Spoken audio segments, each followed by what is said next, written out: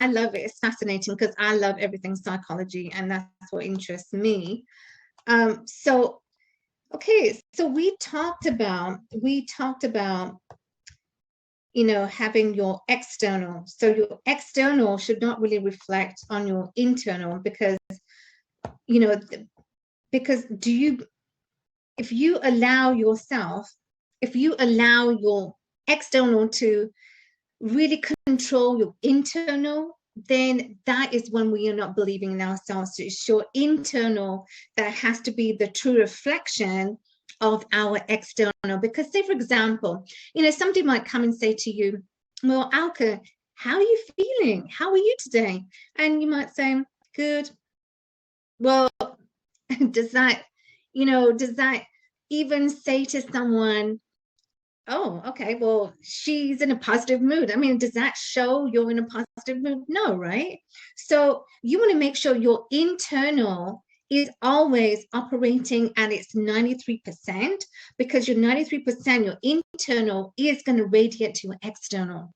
Okay, so we talked about any plastic surgery, it does not matter, because plastic surgery is not, even after plastic surgery, even after facelift, or, you've had a nose job, rhinoplasty, it doesn't matter, because if you feel good inside, then it doesn't matter after any deformities that you've had, any disabilities on your face.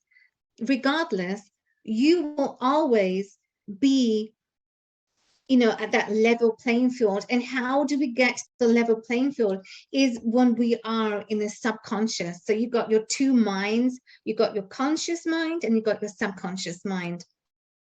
The conscious mind is your educational mind and your thinking mind. And the illustration is here in the stick figure. Your conscious mind, which controls 5% of your thinking and educational mind, and your subconscious is where it's at. This is where it's at, and this is where you want to play, at your subconscious, because this is where is your feeling. So as I just illustrated, if somebody says to you, hi Ria, how are you feeling? And if Ria says, okay, well, is she vibrating in a positive or in a higher vibration? Likely not. Ria, what would you say? So likely not. Likely not. Exactly. Of course. Yes. So 93% is where we need to be at. And then your body, of course, is the results that your body will give, because your body is the instrument of your mind. And so whether it's positive or whether it's, oh, it's my pen now? Oh, no. So whether it's negative or positive, your body will send out the results, because your body is the instrument of your mind. And so your subconscious mind, your subconscious operates 24/7. Regardless, it operates 24/7. So what, before you go to bed, the affirmations that you do, the auto suggestions that you say to yourself, your body the next day, the subconscious is gonna, is working for you. So even when you're sleeping, it's so magical. So even when you're sleeping, we may think, oh, okay, so did anything happen? Yes, it's happening. If it's not happening for you right now, it's happening to you. So be mindful of that. And that's why your self-image has got to be so positive that, for any change that needs to happen, any change, you always have to be in the positive vibration, because that is when your subconscious mind is able to deliver to you. So be mindful of the thoughts that we have going on every day, and the tools that I share with you, the self-image. I love this. I love doing this. And you can, you can tweak it as you go along. You can talk about you know, what do you you know, what are your desires, what you desire, what's your home that you want, what's the properties that you want, what are some of the traits that maybe you might see in someone else that you might want to adopt those traits, right? So you can write that everything into your script, but it's got to be present tense. And yeah, so that is what I wanted to just touch base on, because you know, this conversation in itself, it is so deep, but I absolutely love it, because you know, I love talking about the mind, and because your mind is so powerful, it doesn't matter what how we illustrating, whether it's with a stick figure, you know, but that is what, you know, jazzes me up. It's talking about the mind, it's talking about psychology, and this book in itself and the previous 2 books that I shared with you, it is all about psychology. How did the millionaires, how did they get rich? What is their mindset? What is their thought process? What goes on in their mind? And so everything is relatable because it all starts in our mind. Ria, any final thoughts before we do end the show? Yes, thank you for that, Alka. You know, it actually shows that you love the mind. You're very I passionate love about, it. you know, cyber and how the mind works. The psycho-cybernetics, it seems like you're an expert in this, and it shows that you are an expert. I mean, oh boy, from, you know, subconscious to the conscious, and the results in our body that it shows. Now, I do have 3 points that, you know, from listening to you.